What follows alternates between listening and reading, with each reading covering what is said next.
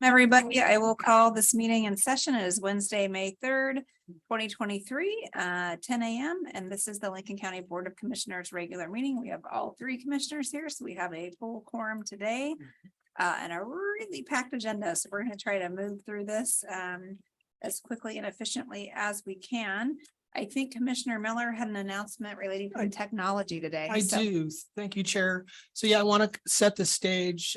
Thanks everyone for being here. We are in a little bit of a transition. So we have a brand new website that went live yesterday. And I'm going to ask our PIO, Ken Lip, at his first official meeting. Ken. Thank you. Yes, we're very pleased to have him. So we have a new website, and within the website is a new agenda packet portal. So if folks are online right now, and what you can see on your screens before you is Ken is pulling up where now you'll find the commissioner's agenda permanently moving forward on the new website. We're deploying a new website. We're deploying new agenda technology. Today is really an intermediary step. You'll see new things to come. So chair, commissioners, staff, we've all got our laptops pulled up, and we've got the packet pulled up, which Ken is also showing.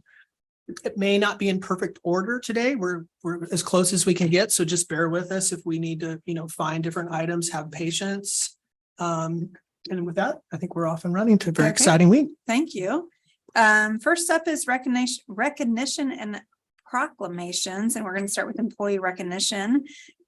We have several employees here today. We recognize our employees in 5-year increments. And so we have a certificate and a pin for those employees. If they're not here, we're hoping someone from their department is here to get that for them. And we have several kind of old timers here today. So Kristen will hand out. I hear Royce saying, who you calling old? Timers would be the better word. Sorry about that, Roy. So first up is Roy Kenyon, our Public Works Director, who has been with the county 35 years. Chair, make sure they stay at. And you have to stay there, Roy. You have to stay in the corner there. Stay in the. And next up is John Tompkins, Road Maintenance Worker 2 with Public Works, also 35 years. John.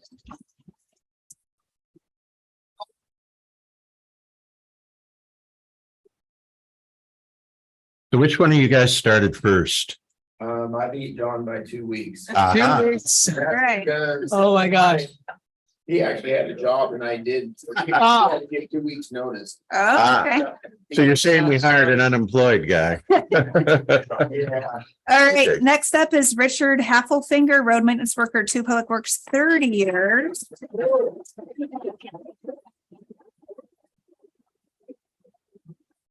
All right. Brian Sessnan, Road Maintenance Worker, Public Works, 30 years. Wow.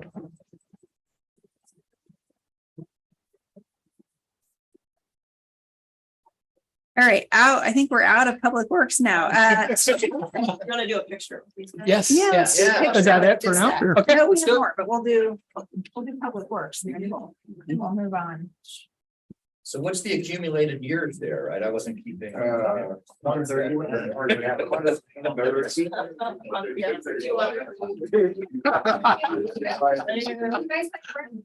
Yes. There's that right there. Everything was good. Yeah.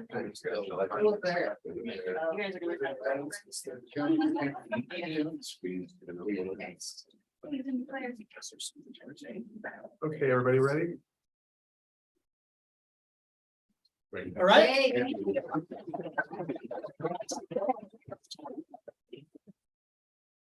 All right. Moving into other departments, we have Todd Richmond, our IT director, is with the county for 15 years.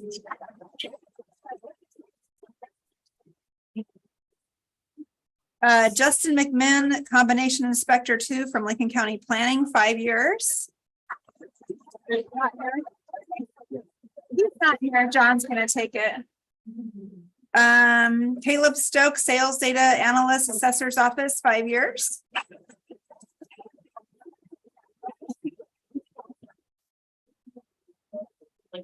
And Philip Pico, background investigator, sheriff's office, 5 years.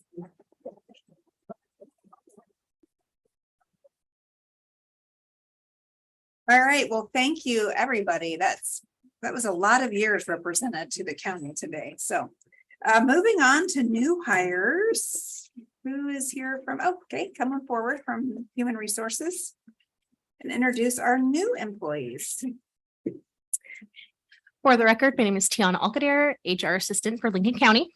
I am going to go ahead and read the names and positions of the folks that weren't able to join us in person. And then after I do so, the ones that are here will introduce themselves. So to start off, Kyle White is a new road maintenance worker 1 over in Public Works. Edward Vaughn is a new transit driver with the Transit Department. Kenneth Lip to my left is the new PIO for the Board of Commissioners office.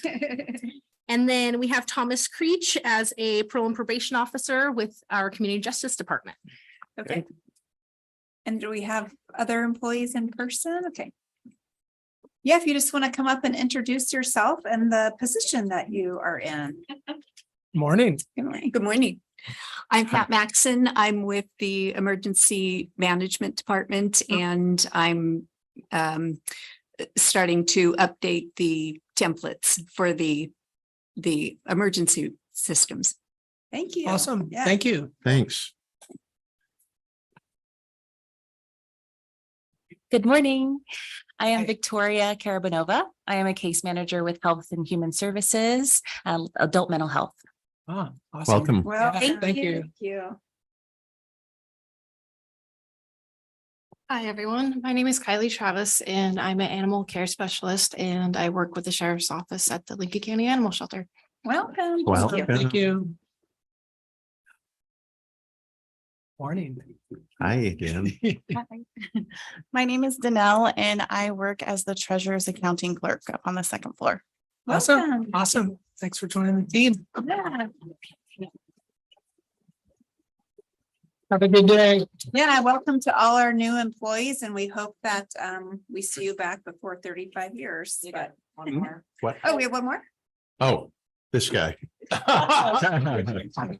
We know who you are, but some of the folks out there in television land might not. Hi, I'm Ken Lip. I'm the Public Information Officer, and right now I'm running the meeting.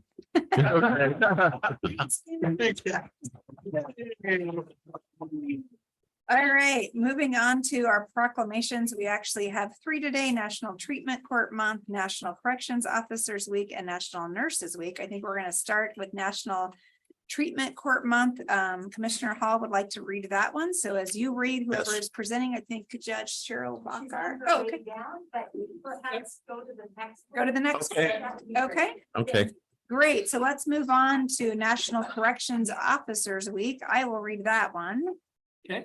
And I think Sheriff Flanders is gonna talk. Okay, all right. Proclaiming May 7th through 13th, 2023 as National Correctional Officers Week in Lincoln County. Whereas the President of the United States has designated the first full week of May as National Correctional Officers Week. And whereas one of the primary goals of Lincoln County is to provide its citizens with an effective criminal justice system that concentrates on quality for all of our citizens. And whereas correctional officers' work includes daily exposure and a hostile environment with many of the most dangerous individuals in society. And whereas correctional officers have performed their duties in a most professional and dedicated manner while at the same time being faced with potential harm to themselves from inmates. Now, therefore, we, the Lincoln County Board of Commissioners, call upon citizens of Lincoln County and all patriotic, civic, and educational organizations to observe the week as May 7th through 13th, 2023 as National Correctional Officers Week in Lincoln County, in which all of our citizens may honor correctional officers, past and present, who by their faithful and loyal devotion to their responsibilities have provided dedicated service to their communities, and in so doing have established for themselves an inviolable and enduring reputation for preserving the rights and security of all citizens. Good morning, Commissioners. Curtis Landers, Lincoln County Sheriff. And Jamie Russell, Jail Commander. I'll let you start. Okay. Close. Good morning, Commissioners. Again, thank you for the opportunity to be here today to talk about something that I know that each of you are very familiar with. as we have presented on this great team of individuals for many years.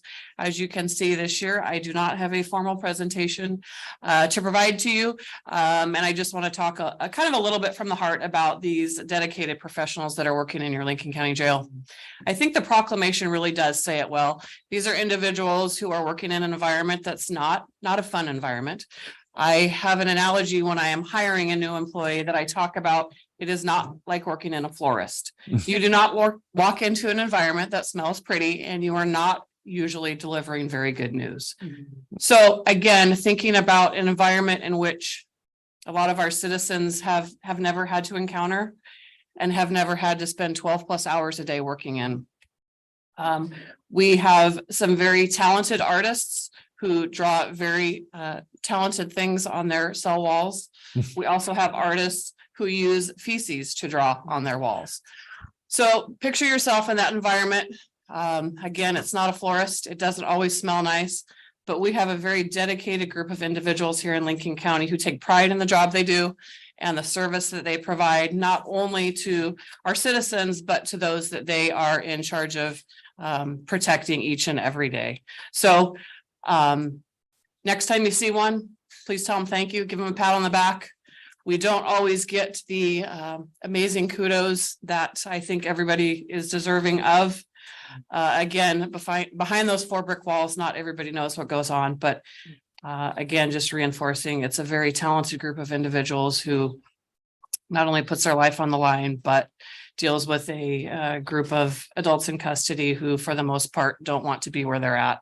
And now we are challenged with dealing with their behaviors and the many things that surround day-to-day operations within that facility. I think just to add on to that, since this was proclaimed back in the 80s by President Reagan at the time, I think a lot has changed in the correctional environment over the years, over 80s, especially the 90s, especially in Oregon, where that jail was built in the 90s. Several prisons were built in the 90s. We were looking at more of a warehousing our problem and trying to address our criminal activity that way. And, you know, space was really no consideration. We just plugged as many people as we could in a tight spot and hope for the best. And ultimately now we're seeing that that wasn't the best way of doing things. And I think we have found a lot more solutions to challenges that we are seeing now. And our corrections deputies in our jail take pride in helping that and helping improve someone who comes in, who makes a mistake for whatever reason. We know that the large majority of people that come into custody have some type of behavioral health issue, substance use disorder, or other mental illness. And treating the root cause of those things can substantially help our overall outcome in the community. And again, the corrections deputies have evolved over the years as far as what we do in that environment over there in that building. And I'm just very proud that all the things that they do and what they do to help the adults in custody that we have over there. Thank you. I think we have a couple of our correctional deputies hiding. Too many. We have a sergeant. I know back. there were. Yeah. So I.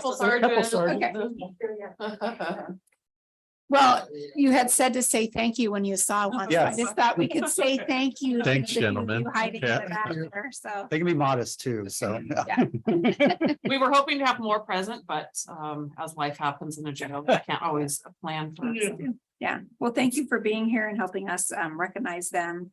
Anything else from? Commissioner? I would just say, I did attend Citizens Academy, which included a module for the corrections facility jail. And yeah, you're right. I think the calm and cool confidence of your correctional officers is it's just amazing. And I mean, I know I just barely scratched the surface in 2 hours. I would just say if anybody has the time and interest to take Citizens Academy, you'll see exactly what you're speaking to. The quality of character of these individuals and the breadth and depth of your operation, which is, it's pretty impressive. So thanks for that. I know we're always here to support you on your mission.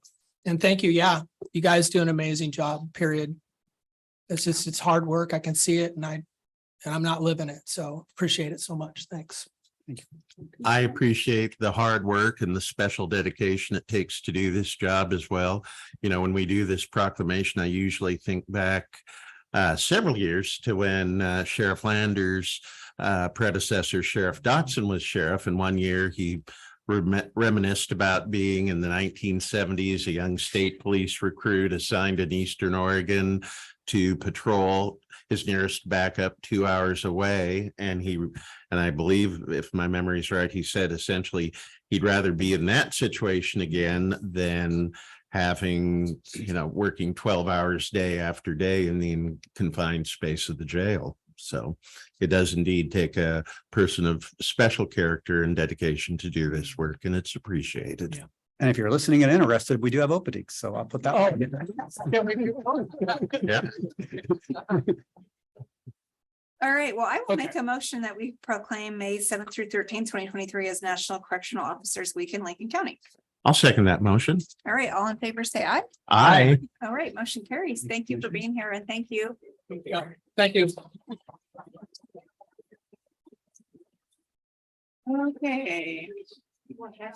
Go ahead on the next one. Okay, we're gonna jump ahead again to. And we're back. All right. Whoop.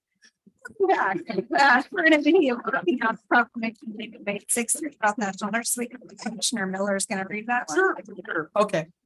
Whereas in 1974, the President of the United States issued a proclamation declaring National Nurses Week, which is traditionally celebrated the week of May 6th through 12th.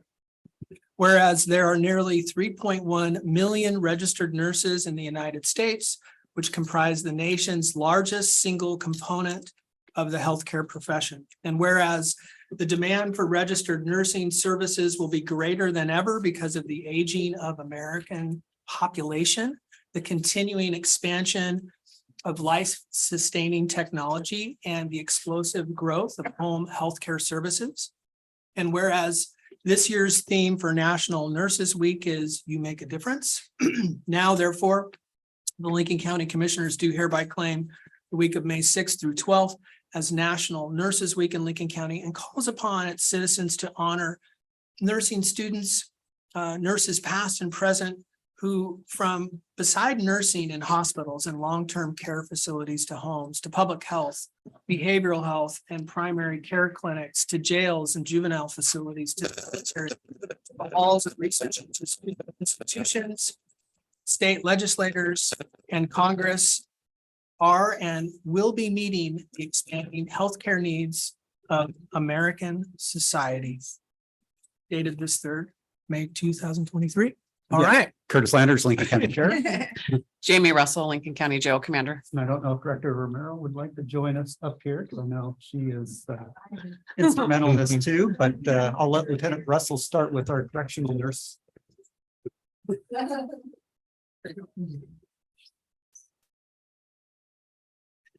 Technically, nurses. I what? It is true, and we too have vacancies. Jane Romero, HHS, for the record. Good morning again, and thank you, Commissioners, for the opportunity to be here today and speak about our nurses. I will speak today about the nursing team we have in the Lincoln County Jail. We are few but mighty at the moment. If we have any prospective nurses out there listening, we are hiring. You know, Jane is as well, but we are hiring. Again, as the proclamation outlined, nurses serve a very vital role in our community. And obviously within your Lincoln County Jail setting, we have individuals who, when not incarcerated, sometimes their medical care is not the top of their priority list. So when they enter our facility, a lot of times they are on their worst day and their medical is not been treated appropriately. So our medical team really takes that opportunity to hopefully get these people into a better spot, take the time, the skills necessary, along with our doctor, Dr. Long, who provides services in the jail, to help educate these folks, not just give them a medication and say you'll get better, but provide the necessary education to help them once they're out of our facility to be able to keep themselves healthy and safe, and not forget that their medical and mental health wellness is important to everybody. So to us, the education piece is just as important as handing them a pill and saying, you know, you'll get better if you take this. Obviously, in addition to the medical, a huge component of that is the mental health that takes place within the jail. We have a great relationship with our partners through the county, with the behavioral health team, and really strategizing with these folks. What can we do? What can we all do that will, at the end of the day, make them better folks when they walk out of the jail and transition to services within our community? So we also have a very good partner relationship with our Oregon Coast Community College and the nursing program. We have the students that do a 2-day internship with us in the jail and learn that, you know, maybe that's an opportunity for them to expand their knowledge base of nursing and correctional nursing. It is different. It is not always a planned day like you may have in a doctor's office. There is at any given time a multitude of calls that you may be responding to and triaging patients quickly and making life-saving decisions for these adults in custody who can't always advocate for themselves in an appropriate manner. So again, we have a nurse and a half, one full-time and a part-time nurse currently that do an amazing job. They both provide amazing service to our adults in custody.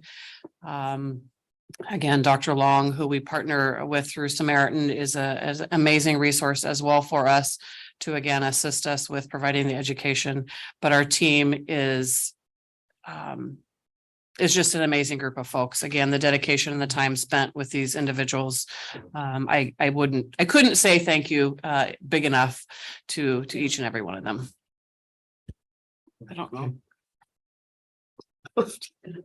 Well, I think Lieutenant Russell said it very well. I would just add that within Health and Human Services, 3 of our 4 divisions employ nurses as well as nurse practitioners. And we have vacancies. And the reason I'm pointing out something we already know is just to recognize the fact that there is a nursing shortage across the land, not just here. And so I think it just really underscores the need to recognize and appreciate those nurses and nurse practitioners who choose to work as public servants in the public sector, because the work they do is important, it's meaningful, it's critical. We are the social safety net. And so I guess I, for one, am incredibly appreciative. Yeah. Yeah, I can just echo that. And, you know, we are usually should be up 4. We're down to, as Lieutenant Russell said, 1.5.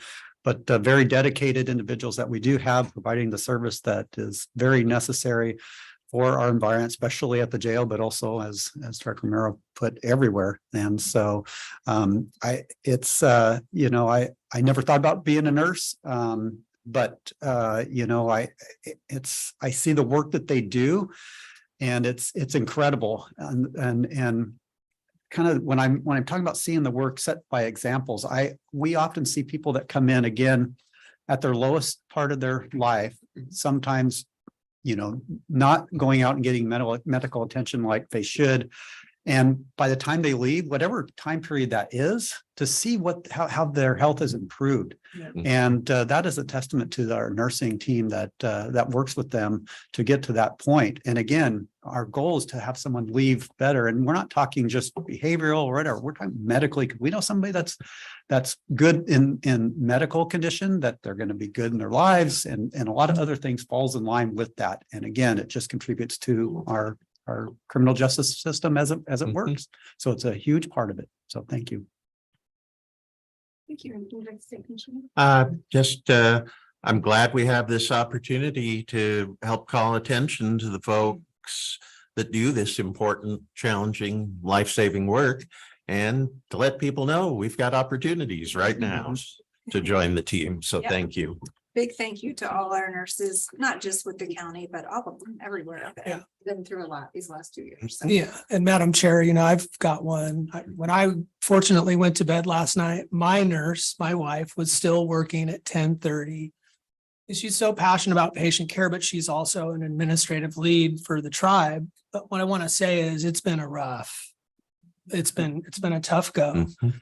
And I'm finding how can I support, my wife to just get through the day and decompress. What I noticed in the brief overview from your team, it seems like your nurses are especially Swiss Army knives, right? Like, because I see a lot of this at home, right? I'm seeing my wife put policies together, do all these things, and your team, it struck me as really an interesting commitment, right? Because there's these extra administrative duties that they have to understand. So I just appreciate that so much. I know from observing your team, the way your team switches from patient care, total commitment to that, but then, you have your boundaries. I mean, it's just an interesting discipline. And I know you truly do switch into this is the priority right now. And I almost have to see it, kind of see it in action. So anyways, I appreciate it so much. Thank you. Yeah, your whole team. Thank you. All right. I'll move that we proclaim May 6th through 12th of 2023 as National Nurses Week in Lincoln County. Thank you. Yeah. Oh, and hey, and I'll second that motion with a shout out to your mental health. I'm Yes. sorry, I'm spacing his name. Dennis. Dennis. Amazing. Just needed to throw that in and I'll third that motion. Let's go. All in favor, say aye. Aye. All right, motion carries. Thank you. Thanks to all our nurses. All right, and I do see Presiding Judge Bockhart snuck in the back of the room there. She's So here. I think Commissioner Hall wanted to read that. Yes. So Commissioner Hall is going to read the proclamation. All right, yeah, I requested to read this one because I'm looking back and I believe it was 2006 when I was asked to chair the work group that led to our successful application for ongoing state funding to create drug court, which of course has led to all kinds of specialty courts. And let's see, I guess I better get the correct resolution. I'm still on the Nurses Week resolution. So here we go. Whereas, Can I ask? Oh, if you sure. Make one correction? Oh, that's. sure. Okay, we need to change the numbers of graduates, but I guess that's been changed. All right, thank you. Okay. Whereas treatment courts have been restoring lives and families for more than 3 decades, and whereas there are now nearly 4,000 treatment courts nationwide and 5 in Lincoln County, whereas treatment courts have served more than 1.5 million individuals nationwide and 501 in Lincoln County alone. And whereas they are the cornerstone of justice reform sweeping the nation and are now recognized as the most successful justice intervention in our nation's history. And whereas treatment courts significantly improve substance use disorder treatment outcomes, substantially reduce addiction and related crime, and do so at less expense than any other criminal justice strategy. And whereas treatment courts improve education, employment, housing, and financial stability, promote family reunification, reduce foster care placements, and increase the rate of addicted mothers delivering babies who are fully drug-free. And whereas treatment courts facilitate community-wide partnerships, bringing together public safety and public health, and whereas treatment courts demonstrate that when one person rises out of substance use and crime, we all rise. Now, therefore, be it resolved that the Lincoln County Board of Commissioners do hereby proclaim May 2023 as National Treatment Court Month in Lincoln County, recognizing the significant contributions that the Lincoln County Drug, Hope, Mental Health and Wellness Court, Family Support Court, and DV have made toward reducing substance use, crime, recidivism, and reuniting families, all while saving valuable resources and saving lives. Thank you, Commissioner You bet. Hall. Welcome. If you want to introduce both of yourselves for the record. I will. So I'm Judge Bockhart, the presiding judge for Lincoln County. This is Megan, excuse me, Megan Boswick Terry. She is our treatment court coordinator for our jurisdiction. So thank you so much for having us. And I apologize for just popping in. I actually have 2 juries today that I'm juggling, one deliberating, one I'm selecting right now. So thank you for allowing me just to pop down here to do this. But this was important and I wanted to appear. I want to thank you for your support of our treatment courts. I don't want to take up a lot of your time, but I need to tout Lincoln County a little bit and hope you understand a little bit of how Lincoln County is unique in our state for treatment courts and specialty courts.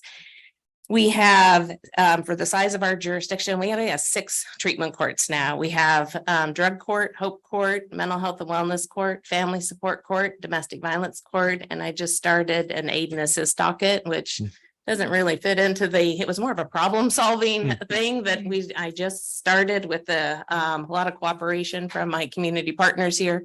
And so far it's turned out to be a wonderful collaboration that's really getting people who are suffering from mental health disorders into the community and engaged in services. So for a community or a jurisdiction of our size, that is very unique. We have a total of 80 participants through all of our courts. Just to give you some context, because numbers don't really mean anything, I had Megan pull some of the numbers from other like-sized jurisdictions. Polk County has 20 participants in their specialty courts. Yamhill has 26. Clatsop has 42. Curry has 14. Lynn has 26. Benton has 20. Tillamook has 13. We have 80.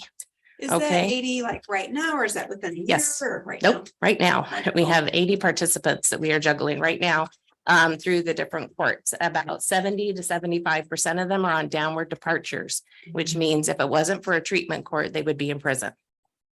So I put a premium on those cases because it's a high accountability, high close monitoring, and it's proven very successful.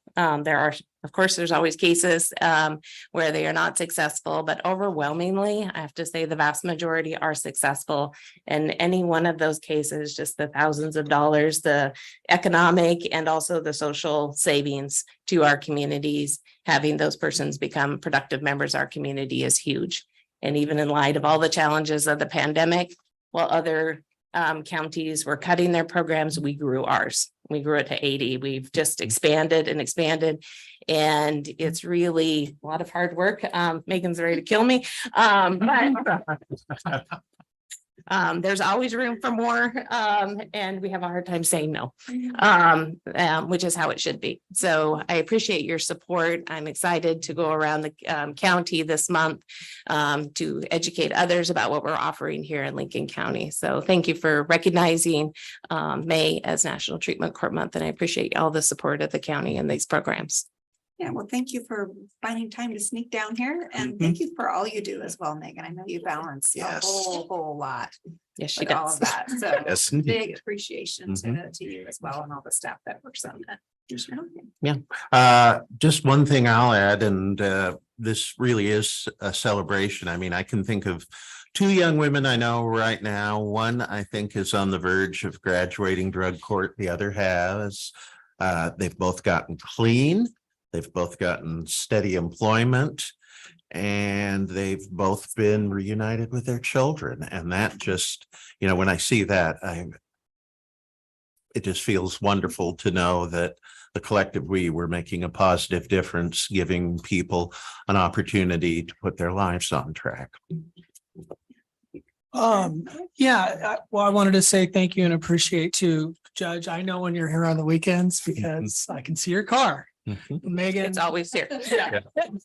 I'm not sure what you're driving, but I imagine you're here as well and appreciate that so much, But just a quick thought, if we could bolster, your mission through these courts, what are the key things the community or we can do as commissioners to help that mission?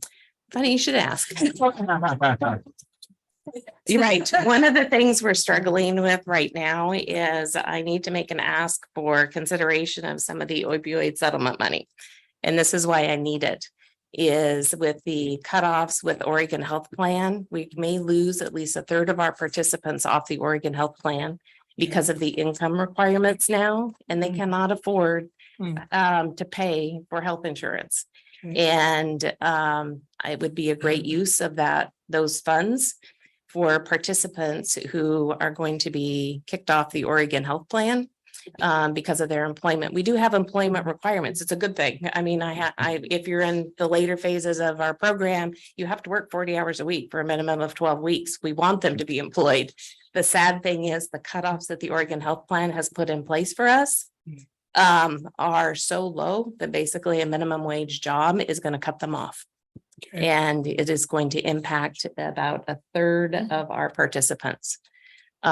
So in the early stages, they're generally not employed. They're in residential treatment, but the later stages of the program, they are.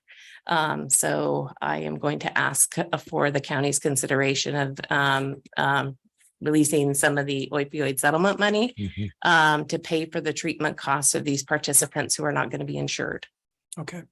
I can't afford private insurance either. Okay. Thank you for asking. So maybe be a follow-up to that. I will. Okay, thank you. You'll appreciate that. We're trying to do a better job of assigning. Okay, great.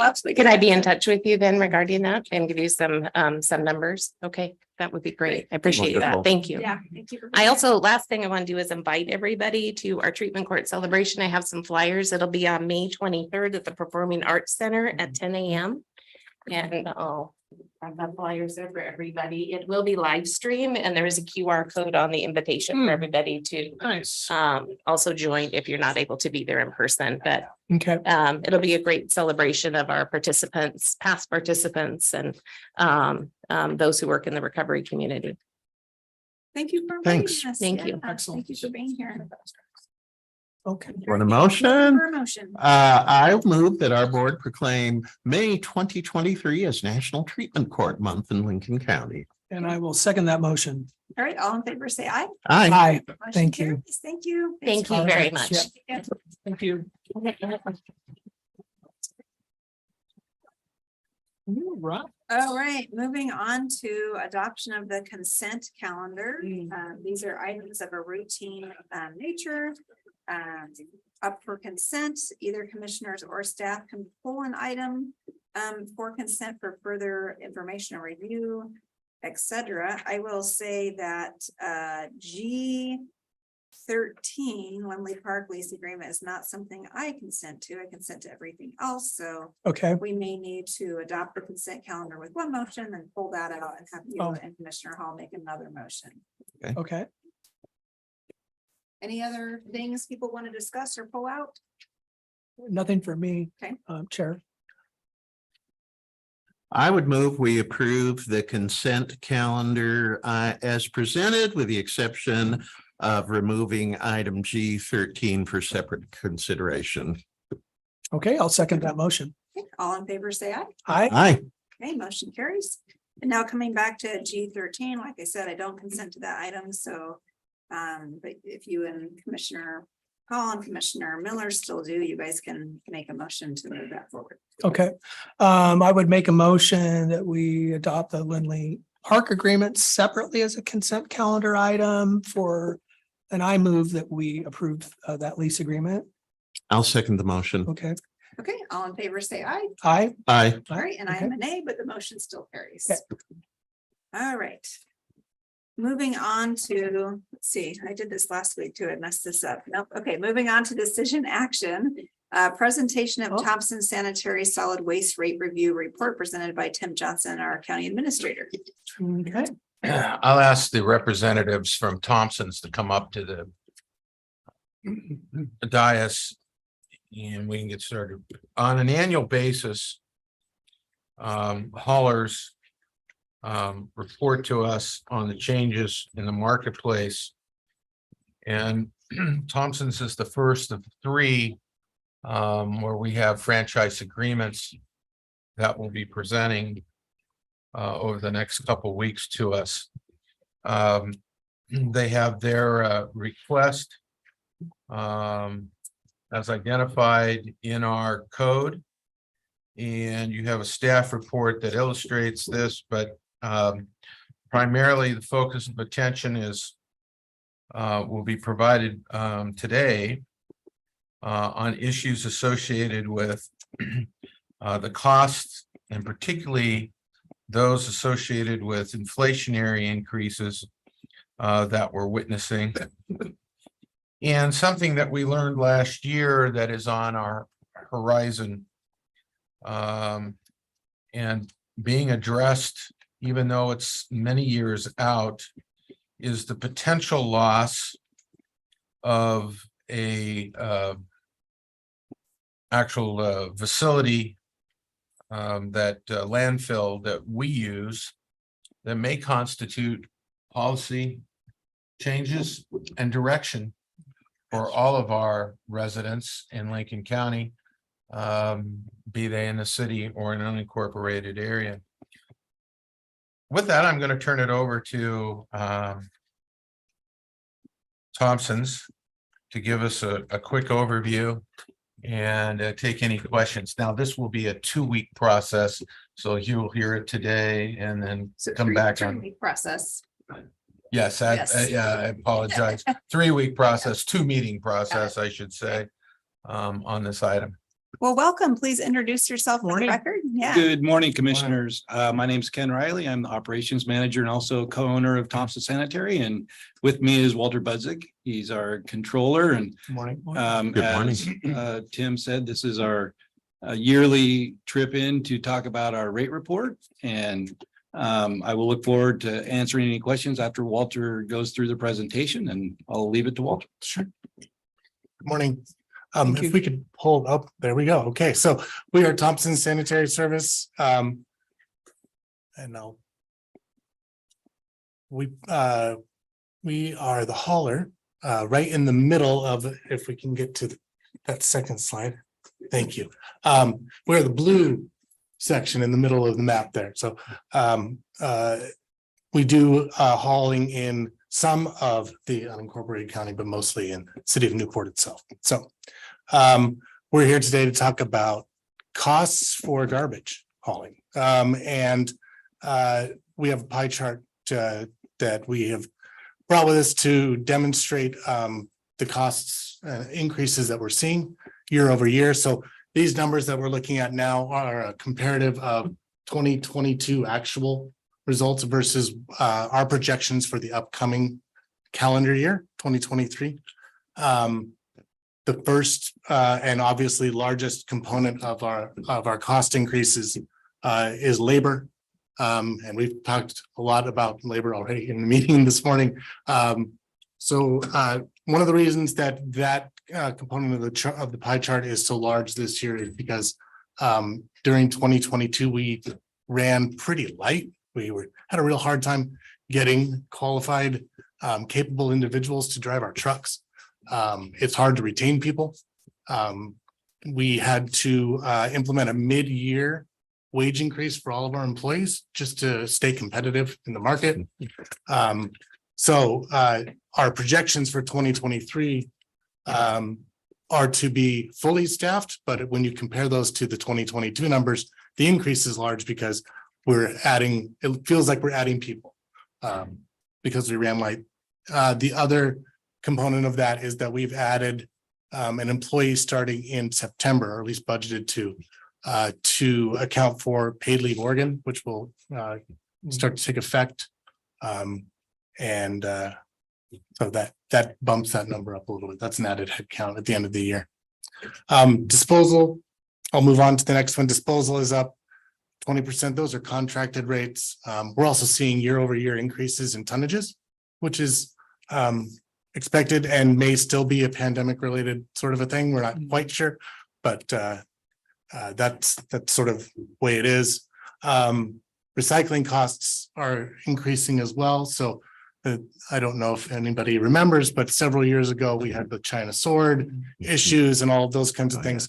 So the cost to process recycling has gone back up again. So we were seeing several years ago, 2017, 2018, about 135 a ton to get rid of the recycling.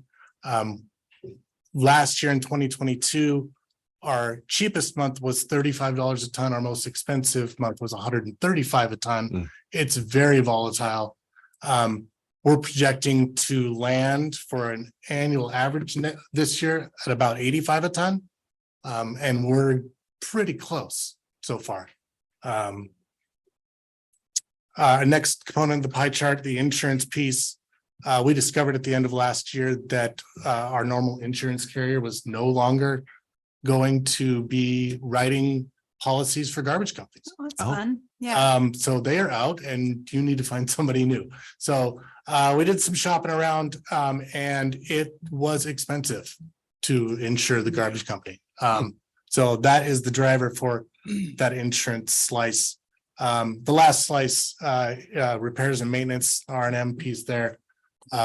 We are having trouble getting trucks, just like everybody else. And when you don't get trucks, then the old trucks break down and you fix the old trucks. And so that drives the cost up. So that's the driver there. So all encompassing there, the total pie chart is an increase year over year of about $60,000.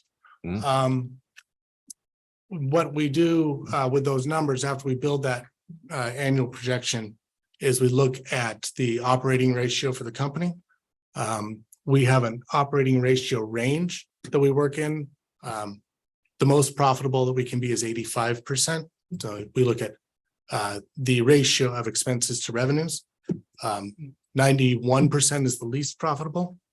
And in order to, if we were to take CPI this year, we would come in at about 93%. So that would be insufficient to get us into the operating ratio range, which is why we're here today with an 8.75% rate increase in front of you, which will, consistent with the language in the franchise agreement, reset to the target operating ratio of 88%. So. I'd like to add, Chair and Commissioners, that this is a reduction from last year's approved rate of 9.88%. When we were actually looking at 12% and we're able to reconfigure numbers last year. So we are seeing a reduction. In part, I'm hoping that that's because of what we're witnessing by what the Federal Reserve is doing in order to fight inflation. But as you can tell, it is still an expense that is impacting the haulers, not just Thompson's, but all three of our franchisees. Thank you. I have a couple of questions. So one is on your projected labor costs. I'm assuming that projection is with not a large projected vacancy. Correct. Assuming you hire everybody. Right. Yeah. So yeah, we project, especially if you look compared to 2022, we'll project to be fully staffed and cut overtime. And I'm really happy to report that so far that's been true. Luckily. Glad to hear that. Yeah. Okay.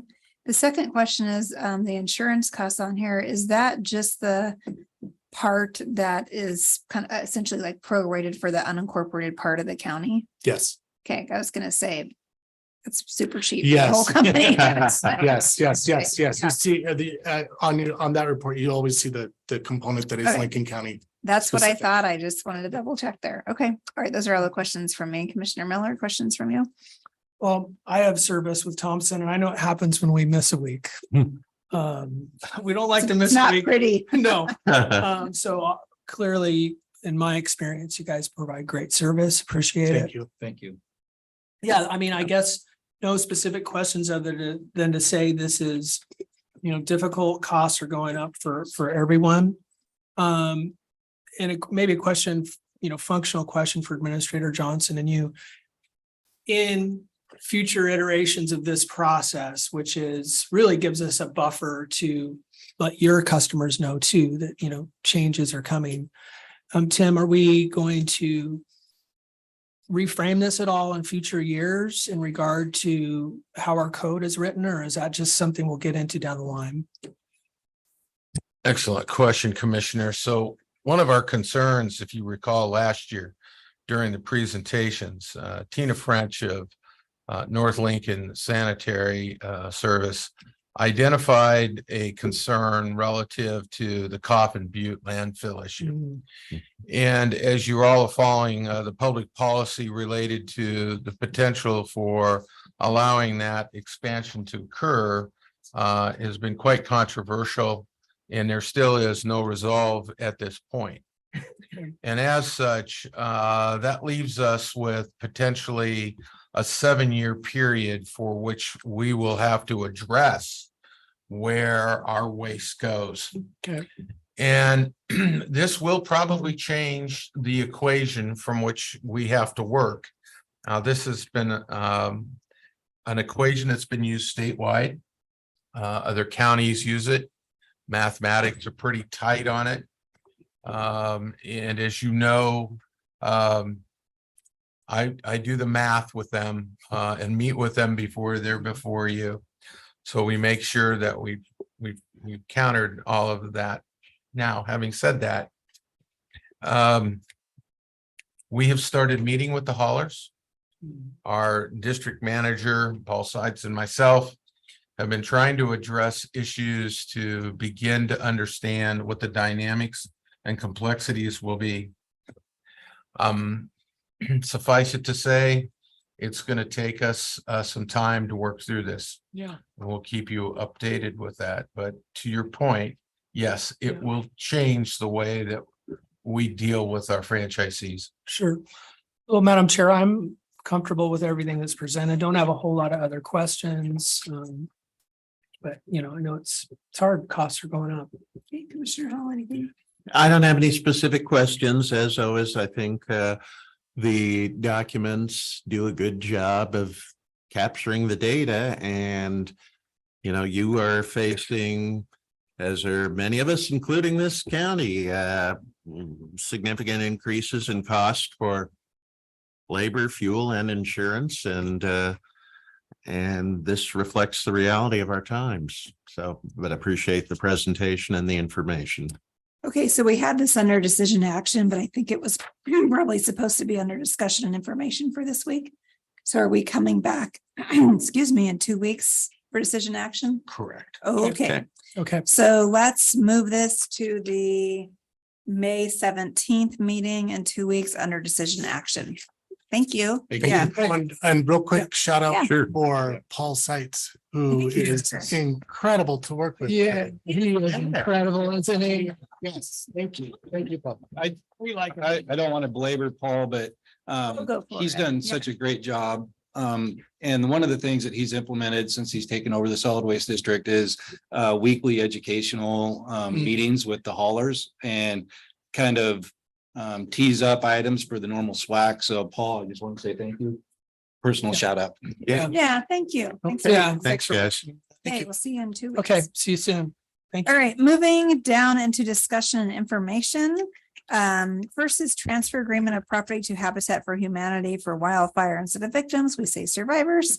And Miss Yule, I think this is actually decision action today. Switch with the other item. Okay.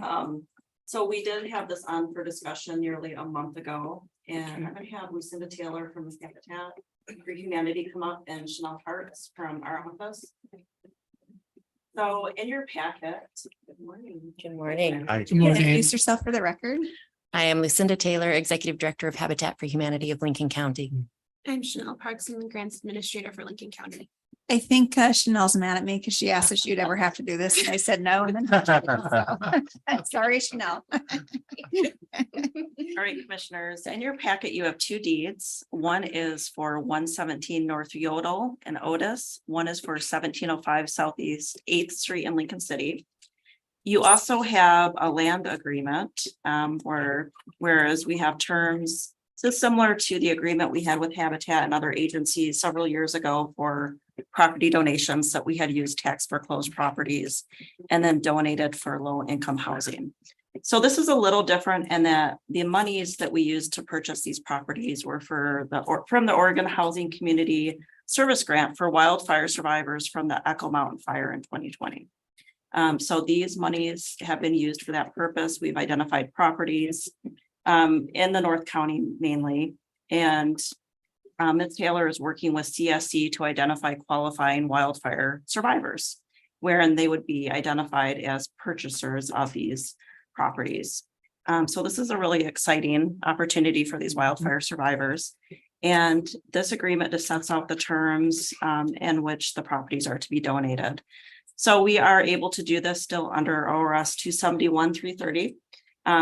Habitat is a qualifying nonprofit under that statute, and they are able to use it to identify the survivors and then individuals who would meet the income requirements. Okay. And I'm gonna let you add anything. We've worked closely with Community Services Consortium, the county, Northwest Coastal Housing, and some other partners to identify an interest form that will help gather information about folks who might be eligible to purchase these properties. And we're excited to be able to help get some folks into homes out in, our survivors, whether they want to live in Lincoln City or in Otis. We're just excited to help. It's been a long process. Yeah. There's a lot of recovery work yet left to do. This is a big step in the right direction. And I was just going to add that interest form is open right now. So if there's people listening, it is on our website, and I think CSC, and I think you have it up on yours as well. Actually, we just left it on yours. We're pointing people to yours. That way, if there are any changes, they only have to happen in one place. But it is available both online and to download in paper format, both in English and Spanish in both formats. Yeah, so people can go ahead and see if they have interest in those properties. So also, I just wanted to say a big thank you to Chanel, who has kind of been the backbone of making all of this work with the money we received from Oregon Housing and Community Services, and identifying properties and purchasing properties and getting trees cut and buying washers and dryers and just doing all that little stuff that comes with buying a home. So big thank you to her, and we're just super happy to have her on our team. So thank you. Anything else, Commissioner Hall? No questions, just a statement that I'm really glad we're able to do this. I heard a wise person was asked, how do we solve our housing crisis, which of course was pre-existing before Echo Mountain and the other 2020 fall wildfires, but one household at a time. So I would be happy to make a. Could you make separate motions? For Separate each one? motions? Oh, okay. Oh, wait, Madam Yeah, Chair. I'm gonna say Oh, that, yeah, yeah. here I am, I'm back. Well, and, Katie doesn't, waiver flag very, very much. Mhm. But I do want to say, Katie, thank you to you, because it takes a village. We know this, Chanel, Lucinda. But really, this Commissioner Jacobson has single-handedly put a lot of passion into this, Katie. I appreciate it so much. I don't think people understand how hard you are working to make all this happen. You got a capable team, and I'm just calling you out for your good work. Oh, thank you.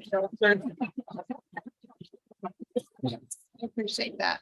Yeah, So I interrupted the motion, sorry. that's okay. All right, so I think we need two motions, one with each property address. Correct. Okay, So I'm looking for them. 117 North Yodel in Otis. 1705 Southeast 8th Street in Lincoln City.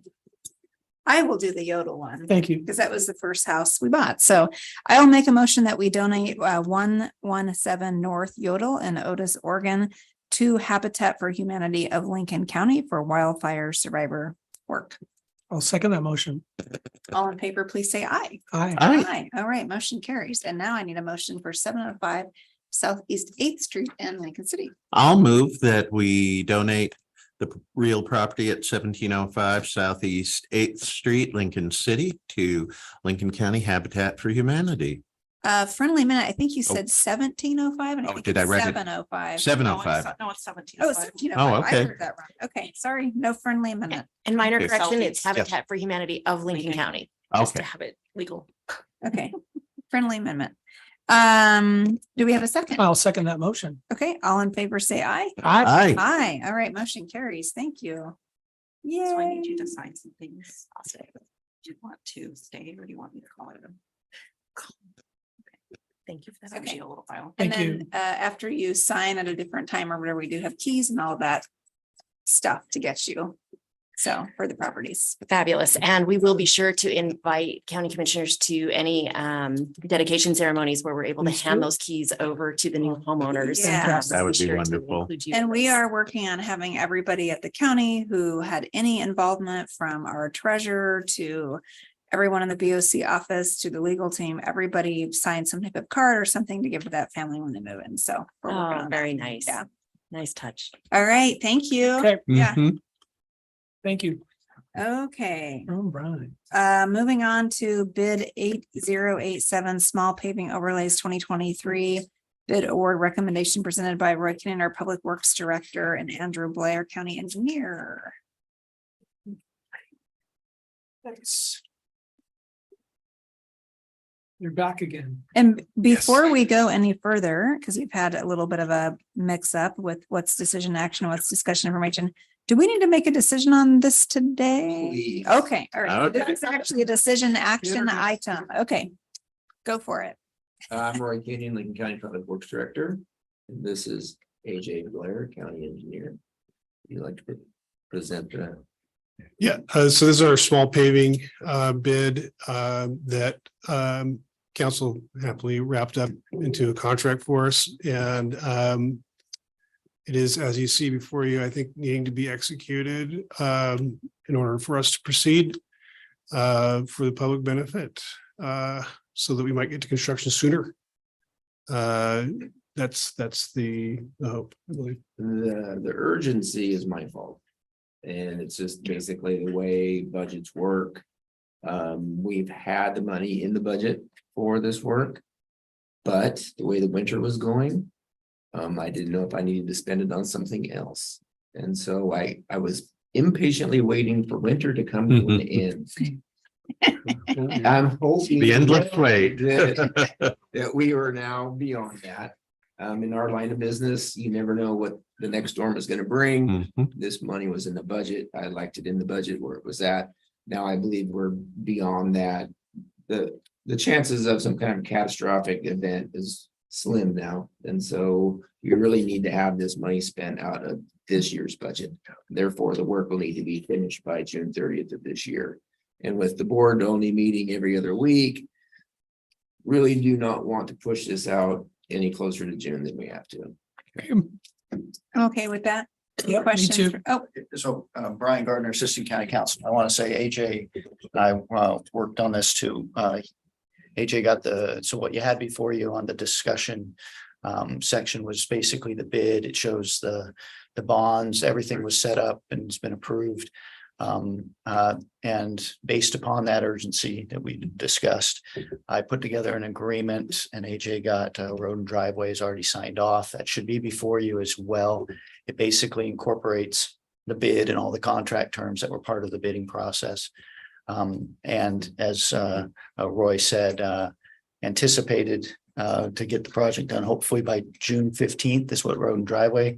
And so we were hoping to get this approved and get the agreement signed if the board should so decide, so as to allow for some flexibility with road and driveway based on the weather and the 4 different paving projects to try to make sure we can get it done before June 15th, before we have more traffic and everything else. Yep. Yeah, Okay. thank you, Brian. all right. Any questions from commissioners? Nope. Nope. Okay, then I guess we're ready to hear a motion. So I would move that we approve this bid with road and driveway paving overlays for 2023. Do I need any more details? Number 8087. We good there, Ms. Yule? So just Oh. so it's clear, I know Kristen probably didn't get to read all of that. It's project 8087 with also there was an amendment, an additional one. So I think it's incorporated in 8087, but just to be clear, it's for the 4 separate paving projects that are as part of the agreement that is set up for you guys' signature. Okay, and I would amend that to include the 4 separate amended agreements in bid 8087 as well. think that's good. Yeah. Okay, I'll second the motion. All right, all in favor, say aye. Aye. All right, motion carries. Thank you. Thank you. Bring the sun. Yes, please bring some nice weather. It's a separate bid. Yeah, really. I think we lost Can that we bid negotiate? this year.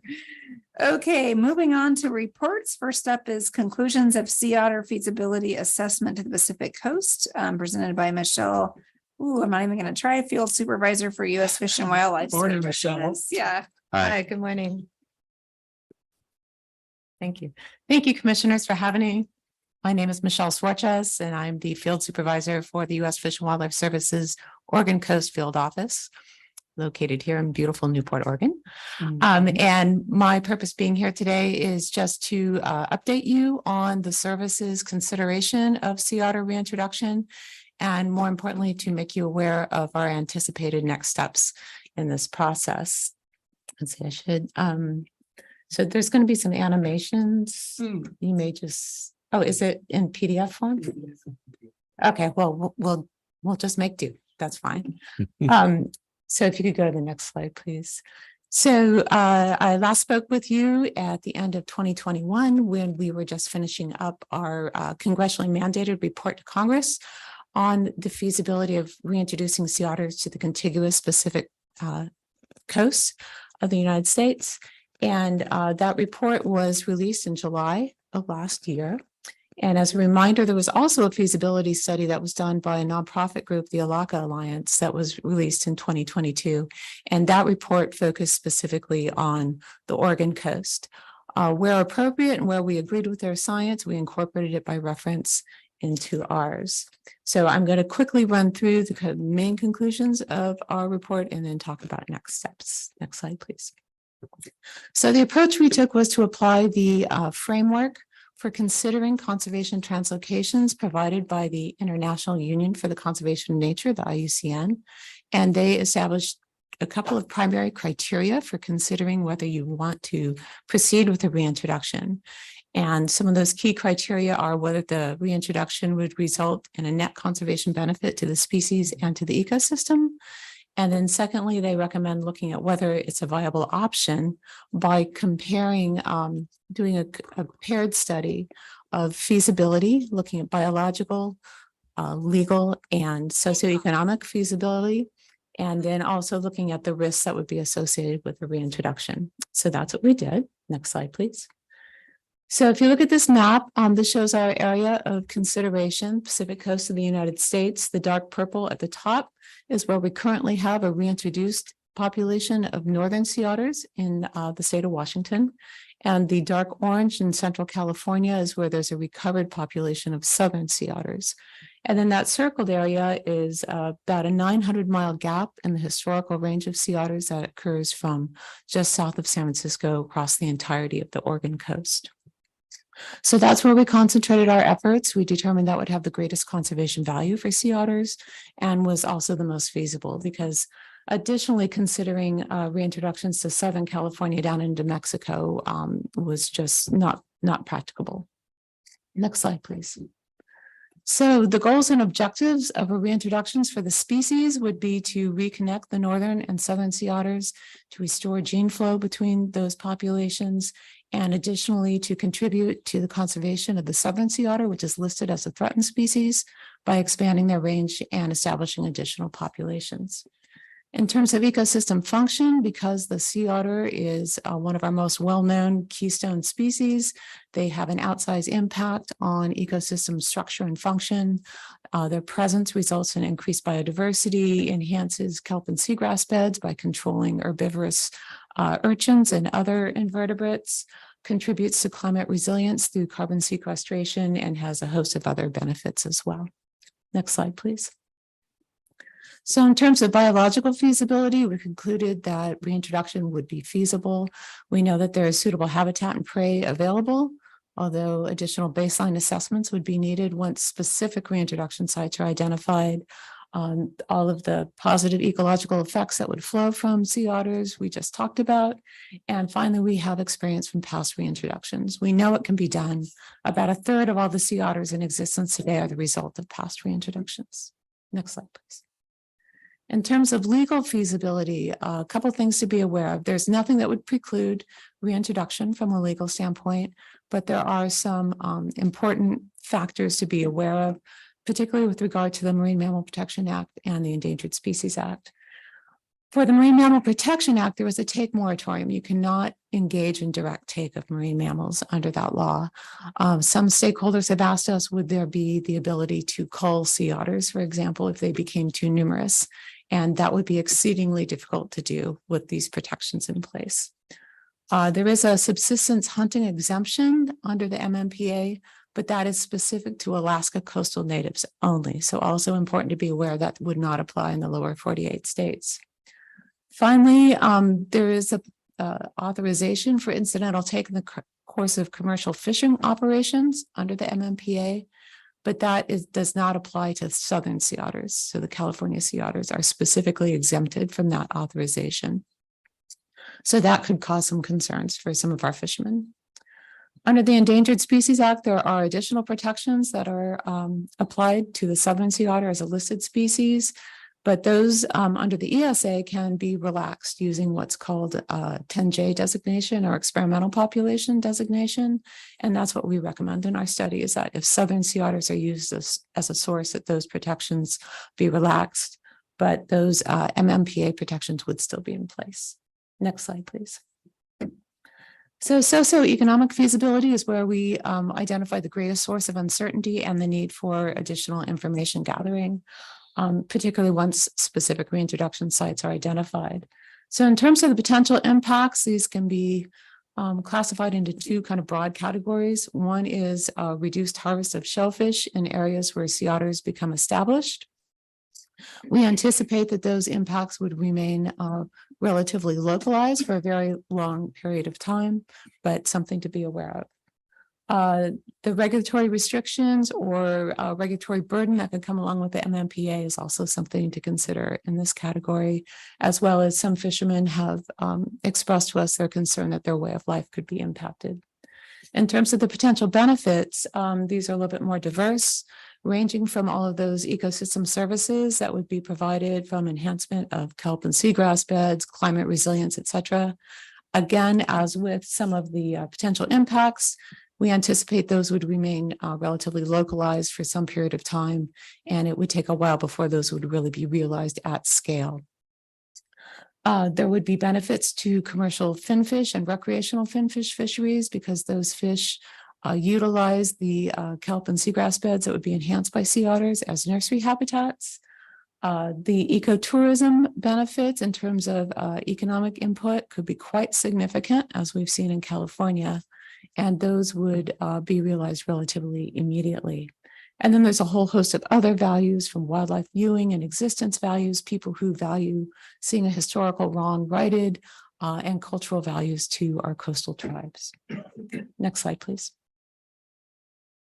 So our conclusions are that reintroduction is a viable conservation option. It's feasible. There are significant benefits to both the species and the ecosystem. But again, we need more information on socioeconomic impacts in particular. And because we made all of these conclusions in our study, consideration of sea otter reintroduction is continuing, but there is not yet a formal proposal to reintroduce. We are still in the information gathering stage. Next slide, please. So the next steps that we identified are engaging stakeholders in the decision-making process, and particularly in selecting potential reintroduction sites. And those sites would then serve as the focus for the socioeconomic impact assessments that we identified. We also recommended planning a couple of small-scale experimental reintroductions using surrogate sea otter pups as a source population, and experimenting with releases into estuary environments as opposed to the open coast, which has been done in the past. Most importantly, what I want you to take away from this slide is that our objective would be to establish just a small seed population in a couple of strategic places along the coast, and then allow those small populations to slowly grow and expand over time. Next slide, please. So the next steps and possible timeline for this year, 2023, What I wanted to make you aware of in particular is that we are currently planning a series of information meetings and open houses in coastal communities throughout the area of potential reintroduction consideration. These are going to be in late June, so coming right up. And we're going to be starting in Astoria and working our way through 16 coastal communities southward to San Francisco. Currently, looks like Newport is probably going to be June 21st. We'll be finalizing that this week. We'll be sure to give you notification of when that'll be happening. And I'll talk about those a bit more in just a second. For the next couple of years, we anticipate additional studies and information gathering. And there's not actually going to be any consideration of whether or not to propose reintroduction for a couple of years, most likely. If it's decided against, that's the end of the process. If we decide, yes, we do want to formally propose reintroduction, that would kick us into a NEPA process and an environmental impact statement and further opportunities for public involvement. And then again, that would either end in a no action alternative, or if one of the alternatives is selected, then implementation could begin, assuming that all other permits and authorizations are in place. Next slide, please. So for our upcoming open houses, the primary goal of these is just to make sure that folks in all of our coastal communities are aware that this is being considered, and to solicit their input. You know, what are the considerations that we should be taking into account as we move forward with this process? So we're really looking forward to speaking with people one-on-one and hearing about their interests and values with regard to sea otter reintroduction on the Pacific coast. And that is it. I'd be happy to answer any questions you might have. Thank you for the updated presentation. I have several questions, so I think I'll go ahead and start with mine. I'll move to the other commissioners. Let's see, where do I want to start here? Couple of questions. One is, I think in one of your earlier slides, you said the question was, is reintroduction a viable option? You evaluate feasibility and risk, but how do you actually define risk? Is it risk to the individual animal? Is it a socioeconomic risk? Like, how are you defining the risk? It's all of those things. All of those things. Yeah. So we Okay. did go through all of those different analyses in our study. So like risk to individual animals is one of the things we considered, as well as to the population. And so that's an important consideration for many people, because in many of the earlier reintroductions, when you translocate wild-caught individuals, up to 90% of those individuals generally leave the site of reintroduction. So there are some kind of ethical considerations in that regard. There's a trade-off for establishing a new population. There's some animals that will either leave the area or could die as a result of translocation. So that is an important consideration.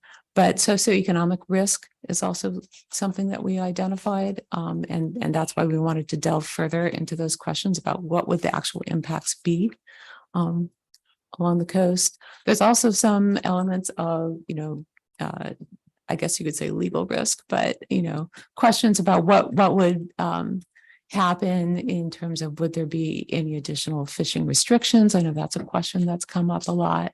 And so if there's any uncertainty in that area, that would fall into a risk category. Yeah. And then speaking of ethics, you had brought it up. I guess one of the concerns I've had with this, not just the discussion today, but in general about reintroduction of sea otters, is we certainly know that other populations in other places are stressed due to climate change.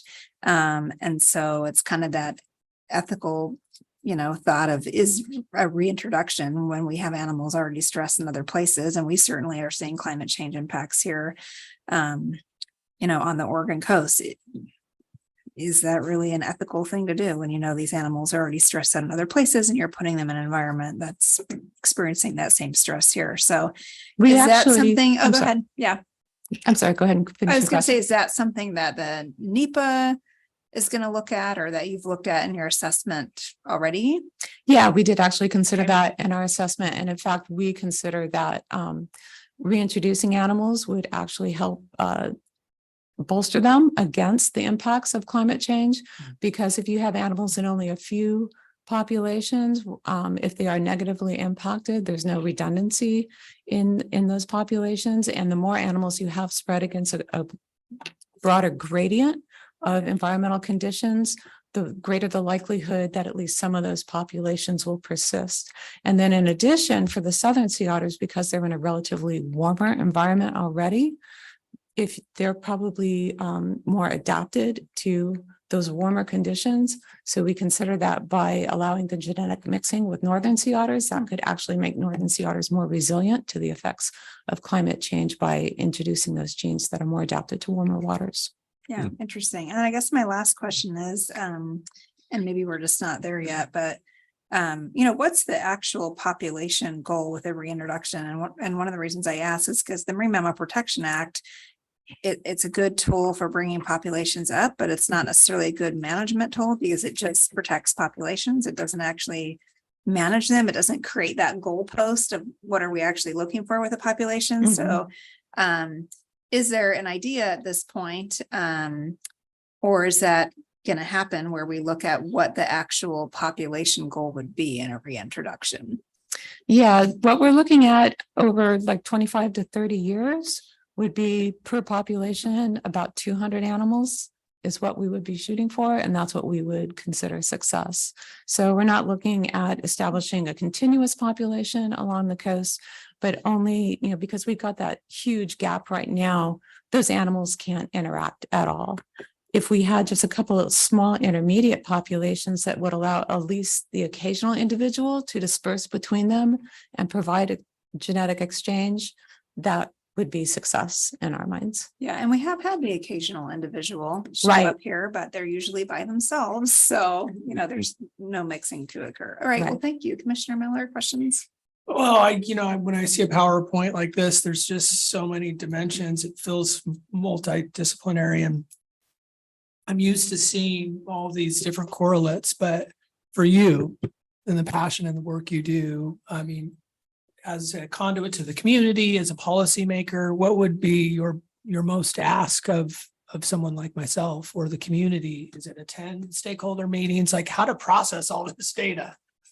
Yeah, well, that's one of the things we're hoping to do with these open houses where we're providing information. The feasibility assessment is on the website. I try to do as many kind of public presentations as I can and reaching out to, various stakeholder groups to talk with them directly, to answer questions that they might have. There is a tremendous amount of information, and I know it's a lot to digest. We do have an executive summary for our feasibility assessment.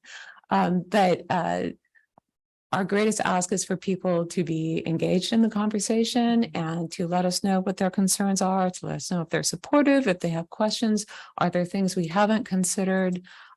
We just really need this to be a very collaborative effort with our communities. We don't want anyone to be surprised that these conversations are going on. So I'm really trying to get the word out to make sure that people are engaged. Yeah. And keystone species was something that I wrote down, and just your thoughts about how to think about a keystone species, just real briefly. So keystone species is a species that has really outsized impacts on the environment relative to its abundance. So just a few individuals can really change the whole nature of the community. So with sea otters, in particular, they are most well known for controlling urchin populations, which then allows kelp forests to really thrive. And we've seen there's actually, if you look in our feasibility assessment, some incredible photos from British Columbia where sea otters naturally recolonize an area. And they had been taking photos of areas that were urchin barrens where all the kelp had been eaten out. And just 1 year after sea otters returned, the kelp forest had fully returned. Now, I can't promise that will happen everywhere, but they can have very dramatic effects on the environment very quickly. And there's tremendous amount of scientific literature for sea otters in particular, in terms of increases in seagrasses and in kelps and in biodiversity altogether from having the sea otters return. It's, here we've been particularly impacted because of the loss of sea stars as well from wasting disease several years ago, because that's kind of the secondary predator of urchins. So once we no longer had sea otters and we no longer had the sea stars either, then the urchin populations really exploded. And in some areas of California, for example, they've lost up to 90% of their kelp beds off the coast. So it would be extremely beneficial from an ecosystem standpoint. We also don't have as much as an urchin fishery as we used to have on the coast either. So, Madam Chair, I guess just the last question I have is you'll be in touch with us about those opportunities. Yes. Okay. Well, thank you. Commissioner Hall? Only one question. Appreciate the presentation and I don't know, maybe I missed this. If so, apologies. Who's the ultimate deciding authority on a pilot project and then fuller reintroduction? Is it at the agency level or somewhere else? It's at the agency level, through Okay. the director of the U.S. Fish and Wildlife Service. Okay, thank you. Great, thank you for your presentation. Yes, Yeah. thank you. All right, moving on under reports, Oregon Department of Forestry Spring Agency Update, Matt Thomas, Unit Forester, Oregon Department of Forestry. Welcome, Matt. If you could introduce Hey, good to yourself. see ya.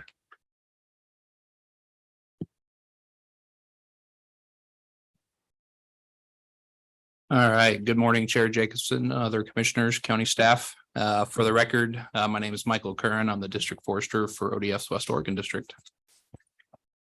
Good morning, commissioners. Matt Thomas, I'm the unit forester for the Toledo unit here locally. Okay. Gonna get cozy here. So yeah, just here for our annual update. I believe you all have a handout from us. It's just a one pager front and back. Really what that is for is just a very high level of all the programs we administer as an agency and what we're ultimately responsible for locally. And then on the back of that's an org chart of our current staff. So kind of go through just a district update across all the programs we administer. And then if there's time at the end, we can go through some statewide business. And just a time check. I believe we had 15 minutes. Is that correct? Okay, so we'll try to stick to that as best we can here. So just on the org chart, lots of turnover at the district locally. So in the past 14 months, we've had a 50% turnover of our permanent staff. Not necessarily anything that's abnormal, especially just with folks within other agencies are dealing with. A lot of our turnovers are really just due to internal promotional opportunities, which is a good thing, means we've got good folks. And then also we've had some folks too that have put in their 30+ years and decided it was time to retire. For Lincoln County specifically in our Toledo unit, we've had a complete turnover in our stewardship foresters. So those are the positions that are responsible for the administration of the Oregon Forest Practices Act. But thankfully, we've been able to find two good folks to fill those two positions there and just getting them onboarded and trained up. So state offices ended up reopening finally on May 1st of 2022, which was a good thing. So it was nice to get our doors back open to the public. And it's nice seeing folks coming back in on a regular basis that we were used to just prior to COVID. So and then just real quick before Matt gives an update on our new Toledo compound, really just want to give a shout out to the Lincoln County Sheriff's Office, in particular around the Forest Patrol program that they're administering. It's been a huge benefit for us with Deputy McGuire in that position for not only looking over state forest land, but also the private timber landowners as well. So just to thank you for the continued investment in that program. And then really just want to give a shout out to Emergency Manager Jenny Damaris. She continues to be a great partner, especially on our side on the wildfire front. So just want to make sure we give a shout out to her publicly with all the good work that she's doing. So with that, hand it over to Matt. He can give you an update on our new Toledo compound project. Sure. Yeah. So, it reads new Toledo compound project. And you guys are familiar that we're looking to move. We have been for several years now. Really, this should read actually, new Newport compound. So we have acquired a piece of land here in North Newport. Part of that land was city of Newport, where their fire station's at, and then the adjacent lot with Western States electrical contractors. We've got those two lots and are working on getting those combined. That's going to be the location of our new facility, and it is going to be a co-located facility with City of Newport and the Newport Fire Department. So we'll be the hosts of Newport Fire for that North Station. I think it was late January when we finally signed all the documents for purchasing that piece of property. It's right around. I think it's just under 3 acres or so. And so now we're in the design phase with our architect and, hoping to finish that up kind of this late spring, early summer, and then go through the whole process with, bidding for contractors and then hopefully getting work started sometime next spring is kind of what we're shooting for. So after a lot of years of looking and, you know, different ventures with different agencies. It's exciting to kind of be on the path of moving forward. So. I'm so happy to hear that. Yeah. I know it's been a long journey. For you Yeah, I guys, think right? Michael actually, when Michael was in my position back in 2014 at the Toledo unit, I think that's when we started. It was 2014. So it's been a process. Okay, so kind of moving on to the individual specific programs here. So starting with our protection program. Just as a reminder, so we're responsible for just under 1.1 million acres of wildland fire protection within the West Oregon District, which includes all of Lincoln County. So just looking last year at the 2022 fire season, ended up having 47 acres burned, which is well below our 10-year average of 306 acres. That number is skewed a little bit just due to the 2020 Labor Day event, in particular the Echo Mountain Complex and the acres that burned. We did have fire season a little longer than average, lasting about 110 days. And human caused starts are our primary driver for the fires that we get locally, in particular around equipment use, debris burning, and recreation are our top three causes. With that, Matt will kind of give an update on specific Lincoln County fires, and then I'll talk about this upcoming summer. Yeah, so Michael, excuse me, guys, human use, burning, what was the third? Equipment use, Equipment use. debris burning, and recreation. Thank you. And yeah, and equipment use has all sorts of different stuff, Sure. you know, subcategories within that. So yeah, last year in 2022, you know, if you guys remember back to this time last year, it was pretty dry, early spring. We were a little nervous. I know the drought map was, you know, not something real fun to look at. It was pretty ominous. You know, and then as we got later in the spring, you know, that May, June timeframe, we actually got quite a bit of moisture, which really helped, you know, keep fire danger here locally, you know, pretty quiet. You know, I think here locally we burned, I honestly think it was under an acre total during fire season, with just a few small fires here and there.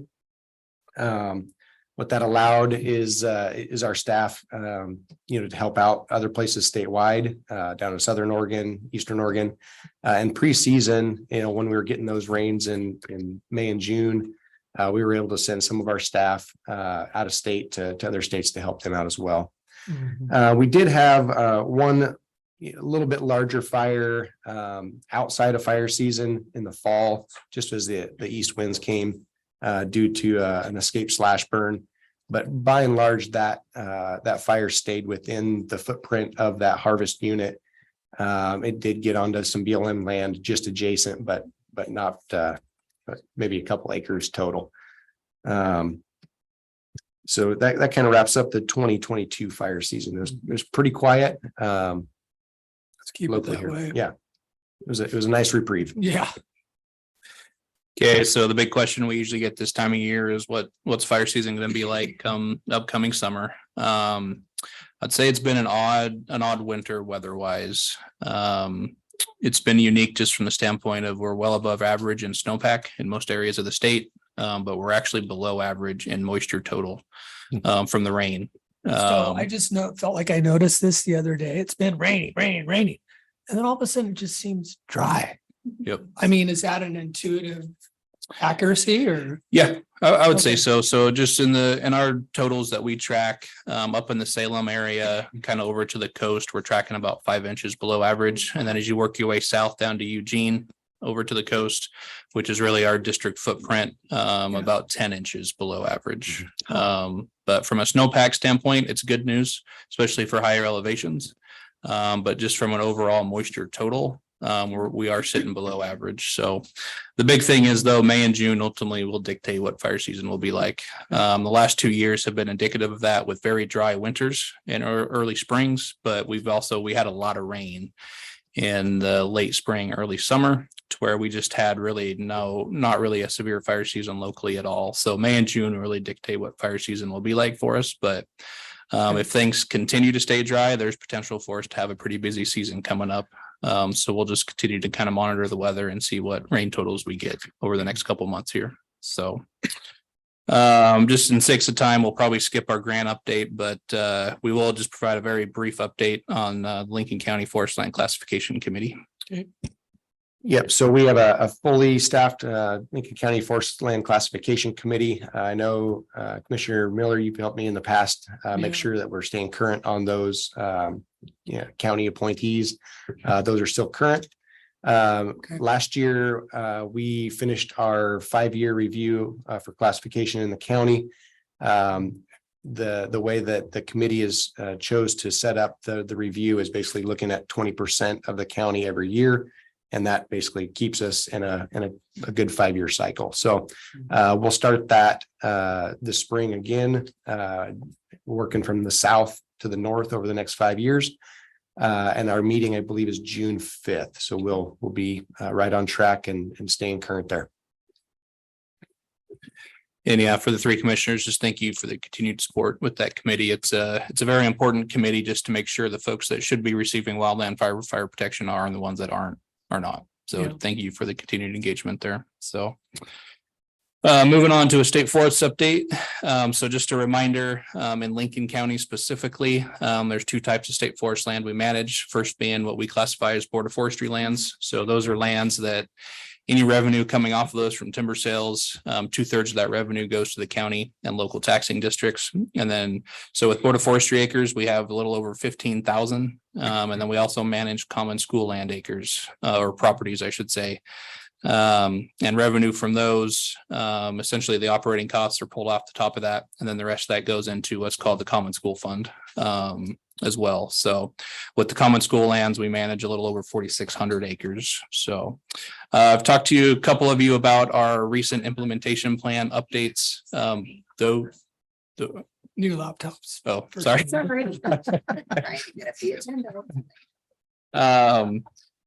So we recently talked with a couple of you about our implementation plan updates. So those ended up getting approved by our state forester in the past few weeks. And really the big take home there as a reminder is we will be seeing our volume go down over the next 2 to 3 years to kind of bridge the gap until we get a decision made on whether or not we adopt our HCP or not.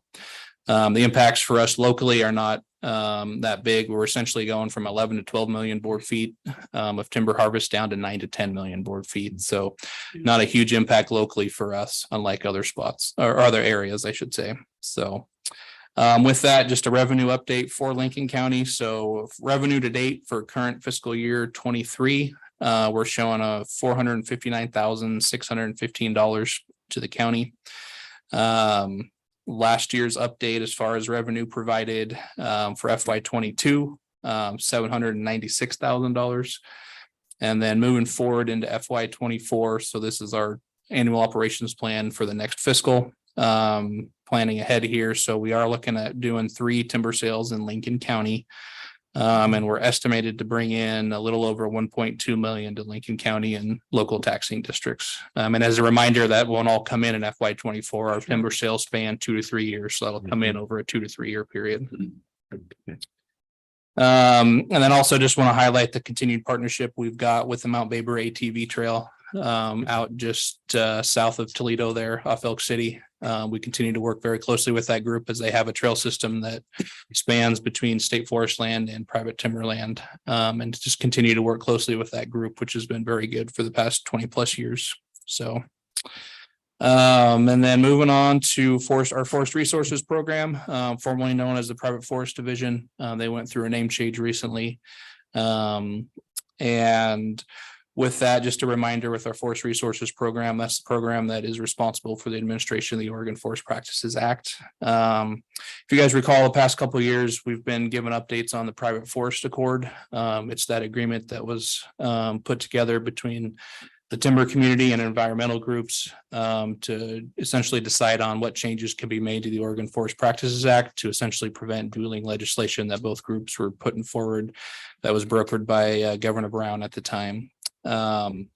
With that, we actually have added capacity through the private forest court at the district level. We've been able to gain 2 forester positions, which is good. One of them will be dedicated for small forest landowners, for anybody that has 5,000 acres or less. The intent of that is there's a subset of rules within the private forest accord that's directly to the small landowner community. And the intent of this position is to have somebody dedicated just for those folks solely. So that'll be a good thing.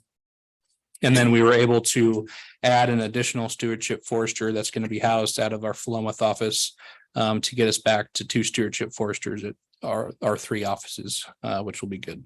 So with that, Matt's got a couple local updates for the county. Yeah, so for our local notifications for 2022, we were at 535, and that's notifications of operation for any forest activity. That could be harvest, roads, slash burning, et cetera. That's up a little bit from 2021 by about 20 or so, but that kind of hovers right there in our average. I looked at those the other day, and a little over half of those come with written plans. And those written plans are basically a plan that is specific on how the operator is going to protect a protected resource. So, that is a little more work for our foresters, just reviewing those plans and then making sure that stuff's implemented on the ground. And then just a quick update on the Fall Creek slide down in the southern portion of the county. It's still there. It's still active. I don't think it's going. Be there a while. I don't think it's going to go anywhere anytime soon. How long has it been there? How long has it been there? Millennia? Beginning of time. Yeah. I mean, when geologic time is hard to wrap your head around. Okay. But yeah, we're still watching that thing very close as, not only us, but the folks at ODF&W and the hatchery. Oregon State University's got folks that are monitoring things. The landowner Weyerhaeuser is also monitoring things. So nobody's taking their eye off of that. And we're making sure that all the different parties involved are communicating. Once again, shout out to Emergency Manager Damaris for just helping coordinate the evacuation process there in conjunction with some low water alarms at the hatchery. That seems to work very well. And it did work really well when the slide first happened back in 2020. So, those parties continue to meet at least on an annual basis. We just met last month. Just to talk through changes in the slide, and then there's some new players at the hatchery that just getting up to speed and making sure everyone's on the same page.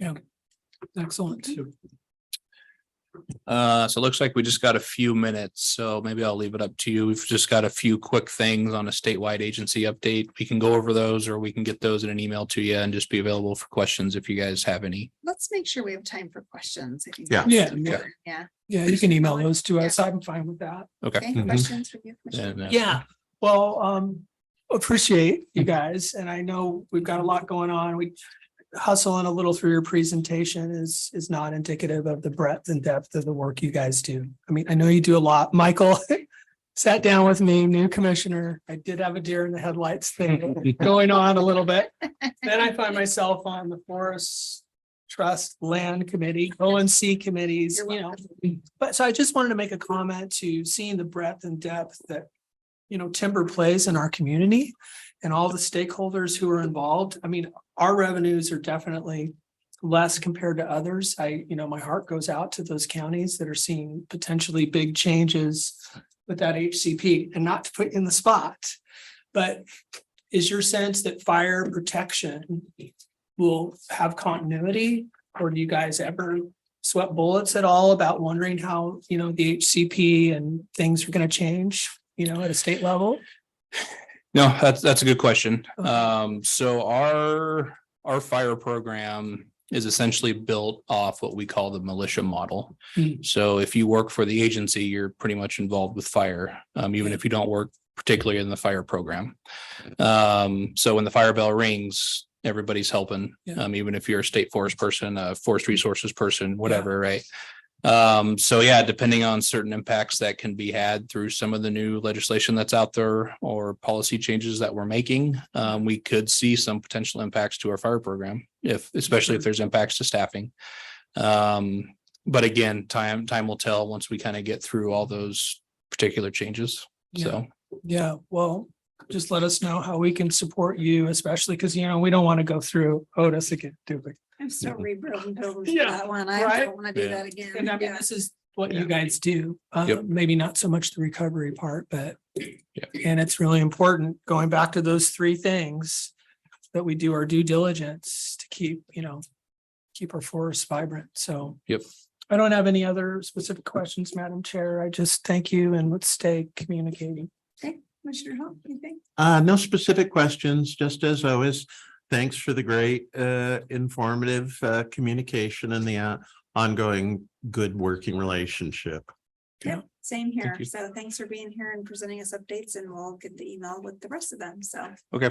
Yeah. And then just one last question, I guess, for us, since you guys are changing kind of the meeting format and times you meet, I guess, are you guys still interested in having an annual update from us every spring? Is there a different time of year that's going to work better for you?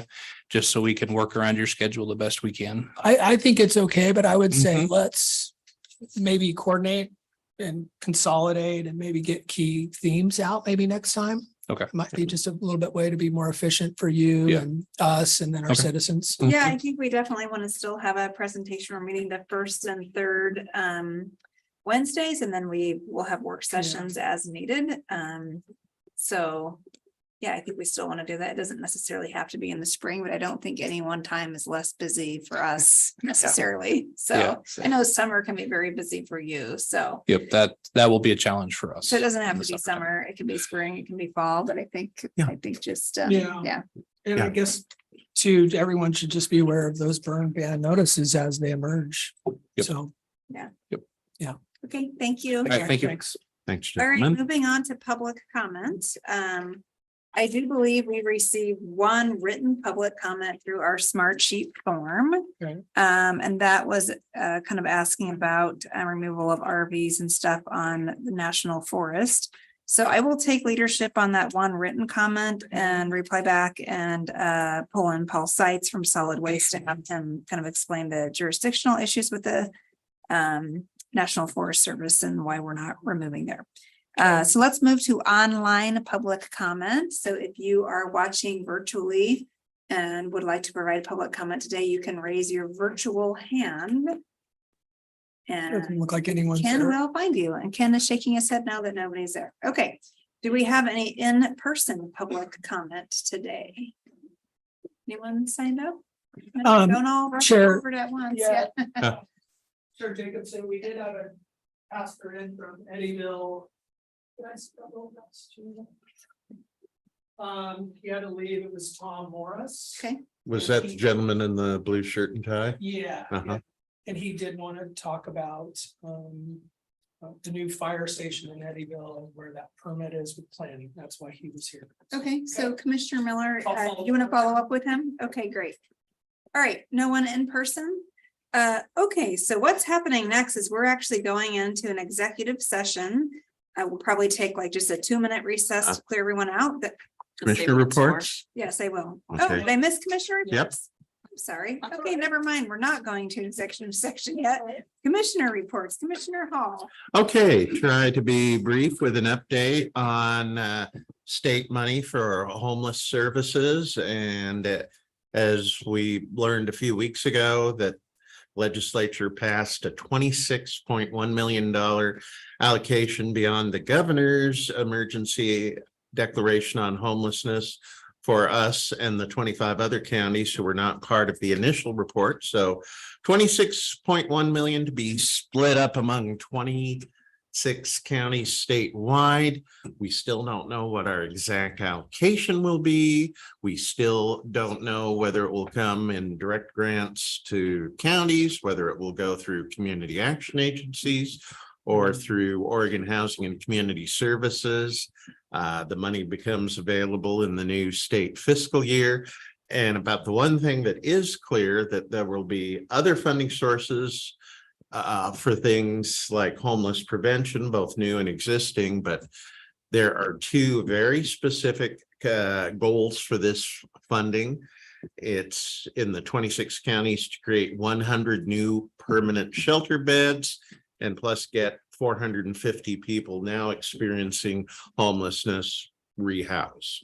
So stay tuned. Thank you for that. Yep. Commissioner Miller. Well, I think we should let the community know. Sheriff's here. We have a media briefing at 2 p.m. in this room in regard to animal shelter, but due to how we've public noticed this, maybe only one commissioner can be there. So how do you want to tackle that, Madam Chair? So it's a public meeting. Hmm?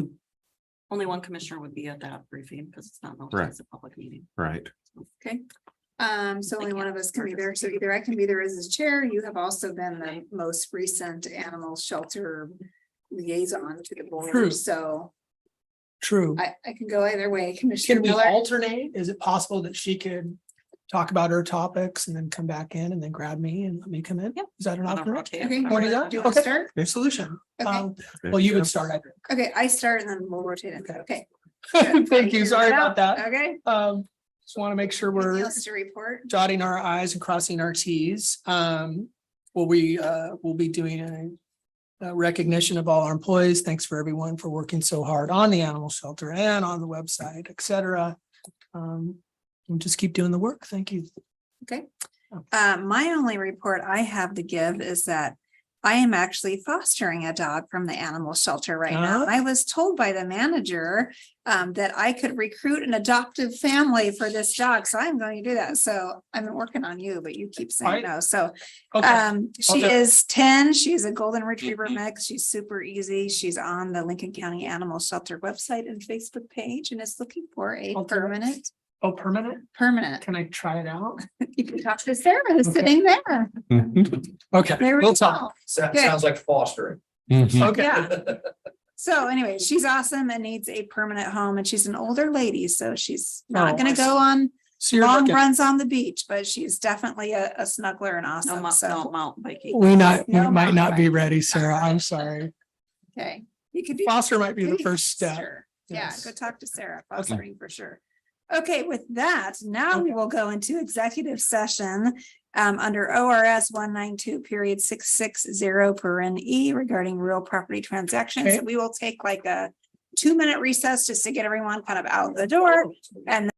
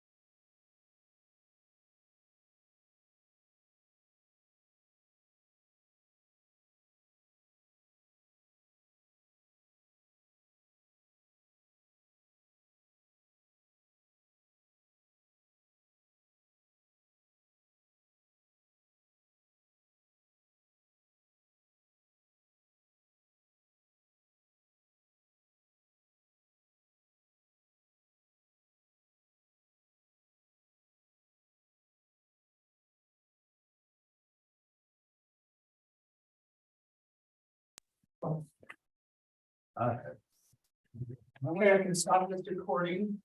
Yep. All right, let me find my agenda here.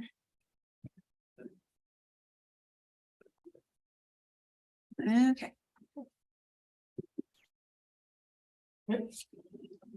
Okay, are we good to go, Ken? Yep. Okay, we are back into regular session after being in an executive session. And we have two potential actions to take. Does someone want to make a motion? Do you have language for one? This would be. Okay, first off, the property known as the Western Title property. And whereas Lincoln County has the need to acquire property for the Lincoln County Health and Human Services Department. And whereas Lincoln County has identified a property, 255 Southwest Coast Highway, Newport, Oregon, that meets the needs of Lincoln County Health and Human Services. And therefore, it is hereby ordered the property known as 255 Southwest Coast Highway, Newport, Oregon, shall be purchased by Lincoln County for $4,600,000.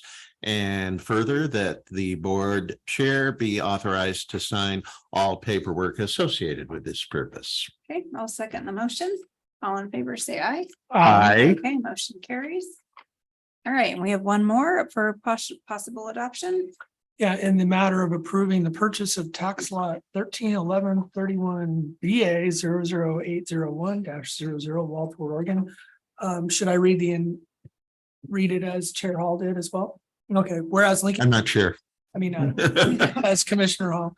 I'm just Lincoln- part of the furniture. Lincoln County has need to acquire land for the intended purpose of constructing a new animal shelter. And whereas Lincoln County identified a property mentioned previously, tax lot 131131 BA 0080100 Walport, Oregon, that qualifies for use of this project. And whereas Board of Commissioner Chair will be authorized to sign the agreement. Now, therefore, it is ordered that this property, tax lot 131131 BA 0080100 in Walport, shall be purchased by Lincoln County for $175,000. I happily second that motion. All right, all in favor, please say aye. Aye. Aye, motion carries. All right. And with that, we are adjourned. Our next Okay. meeting is Wednesday, May 17th, 2023 at 10 a.m.